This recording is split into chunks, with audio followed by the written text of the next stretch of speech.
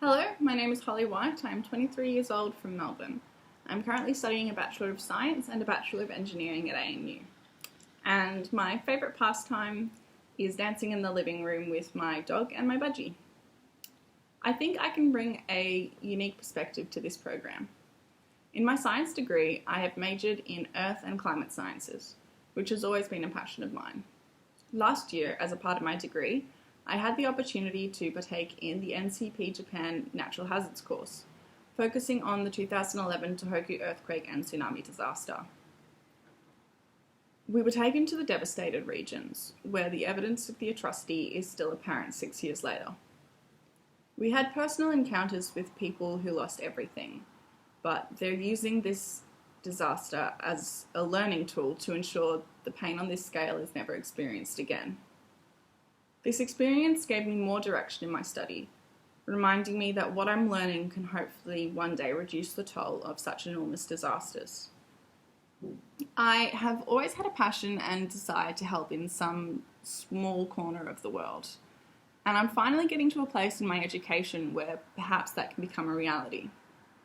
The more I learn about renewable and sustainable development, the more I want to learn. The way humanity has steered the climate is a pressing issue, and perhaps this next generation can get some headway in fixing it. Throughout my schooling, I endeavoured to show leadership. I was appointed the athletics captaincy, as well as being house captain in my final year. However, as I've gotten older, I've learnt that I prefer to lead from behind. I like to support everyone in achieving his or her goals, while also ensuring we're working together as a team. One of my biggest challenges I faced after graduating high school occurred in my gap year. I travelled to Brazil with a group of other newly graduated kids, and we worked in a children's centre for a few months. During that time, a constant road blockage was actually a fellow Australian. We butt heads constantly. He was arrogant and, from my point of view, very narrow-minded. He didn't see the point in achieving the goals we set out as a group, and this infuriated me.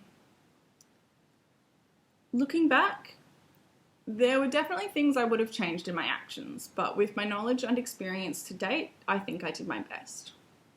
We found a way to utilise his skills, his ability to always be a kid and play non-stop, even when the kids at the centre were done, while myself and some others in the group worked to achieve the other goals of setting up the garden and the new playground and assisting in teaching classes. In the end, I learnt a lot about patience when working with others, particularly those whose views I disagree with. When it comes down to it, I see leaders as those who question the authority and norm of the day, those who aren't afraid to put their own needs aside for the better of those they represent.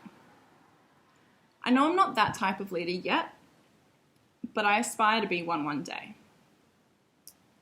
If I'm selected to be a part of this incredible experience, I hope it will further my potential in understanding sustainable engineering, as well as giving me a clearer path to follow and adding fuel to my fire.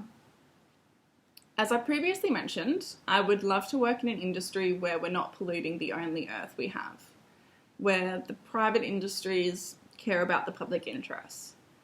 I would love to combine my passion about climate change and engineering into what I refer to as magically improving some small part of the world.